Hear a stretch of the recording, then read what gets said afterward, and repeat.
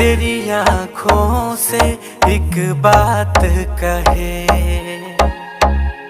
मेरी सांसों में अब हर पल तू मेरे साथ रहे।